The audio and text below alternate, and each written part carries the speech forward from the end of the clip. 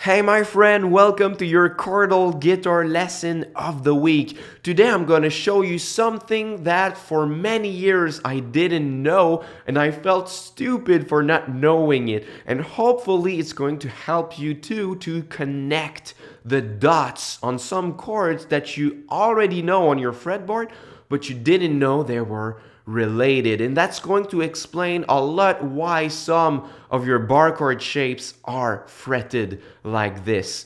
So did you know you can bar any open chords that you know on the fretboard? That's right, you can pick any open chord you know and we can bar it. So for example, we can pick an E minor chord. This is probably one of the first chords you learned on guitar, right? This easy position here. So for all the chords that I'm gonna play, we are going to assume that the fret number 0 is being barred at the same time. So I would play this and I would assume that this is being barred right now.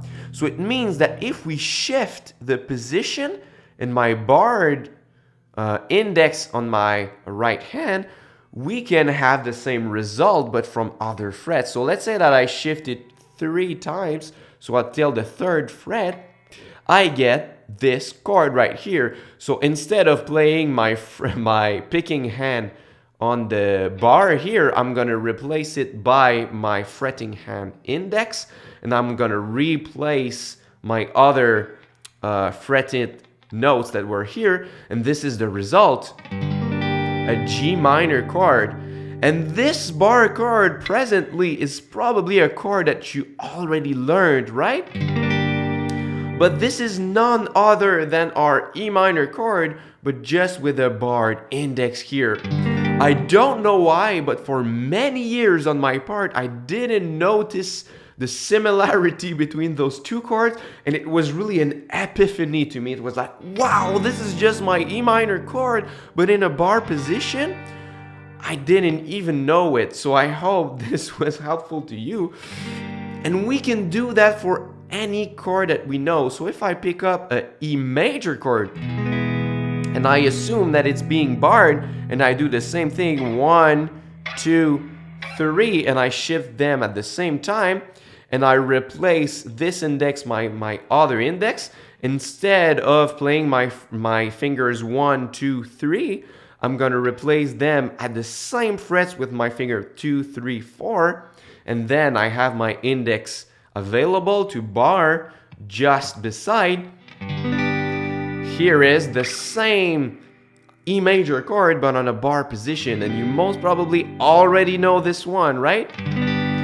The bar chord from the 6th string that you can play anywhere is the result of barring my open E chord. I can do it with my A major too from the 5th string. So assume that this one is being barred on the 0 and then 1, 2, 3. This explains this bar chord right here. It's from the A major chord. A minor, that's the same principle. If I replace my fretting fingers 1, 2, 3 by 2, 3, 4, and then I bar, this is how I can come up with my C minor shape here, or anywhere. But this is not everything that you could do. So most probably up until there, the 4 bar chords that I showed you are chords that you probably know, right? This one, G minor, G major, C major, and C minor. But you can do it with any other open chords that you know. So you probably know the G chord, you probably know D and D minor, and maybe C also. So you have many other options to bar. So let's take the C chord, for example. You could replace your fingers 1, 2, 3 by 2, 3, 4 instead. So you have your index available and you can slide this position. So now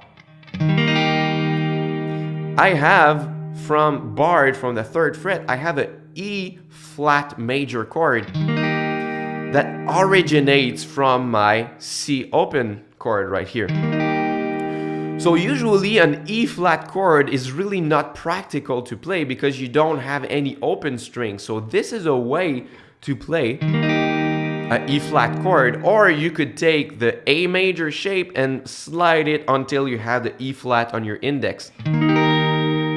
Or you could take the E major chord, excuse me, and do the same principle and go until you have the E flat note on the 6th string. So now we have one version of the E flat chord, 2 version, 3 version. So just by exploring all of your open string chords and barring them and shifting them, you have so many more options to play bar chords on from any starting point, in even some points like E flat or A flat that you cannot play some open strings, which is really, really practical to know. Let's go further. We could do it with the D major chord, open string. So basically this one just has an open string on the 4th, right? So we could just replace once again all of our fingers so we have the available index and we can shift it. And we just have one note to fret. If we want the minor version of it, you only have to swap your middle finger and your ring finger and bring your middle finger to the minor note, which is 1 fret below. Or you could do the same principle. You start from here, you replace your fingers, you put your index on the fret 0, and then you slide, and then you have this result. So let's say that I ask you to play a B minor chord on the upper register. Your first instinct when I say B minor is probably this one from the 2nd fret, or this one from the 7th fret, 6th string.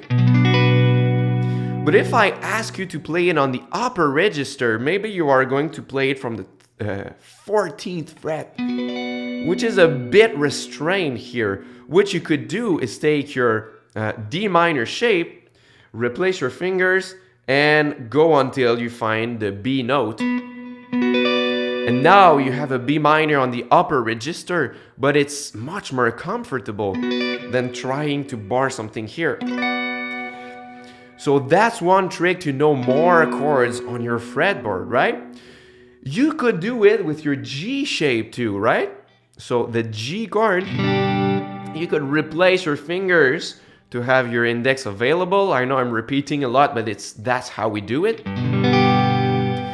And then you can slide this shape. This is a bigger shape. This is much more of a stretch, but this can be handy to play it elsewhere. And it gives you a much more different sounding voicing than the regular bar chord that you usually do. You could start from the same note, but instead start from your ring finger and play the G shape, the G open chord shape, but barred.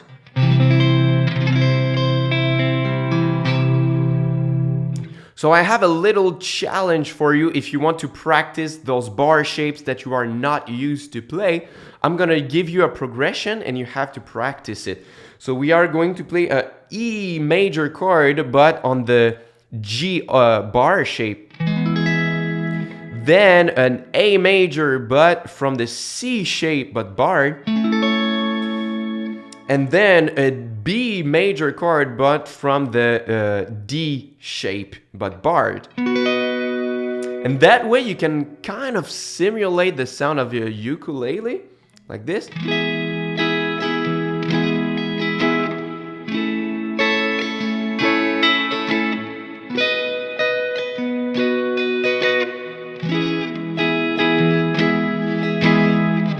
So you can practice those shapes even everywhere on the fretboard if you want to get a better grasp out of these bar shapes. Thank you for watching my lesson. I hope it was helpful to you.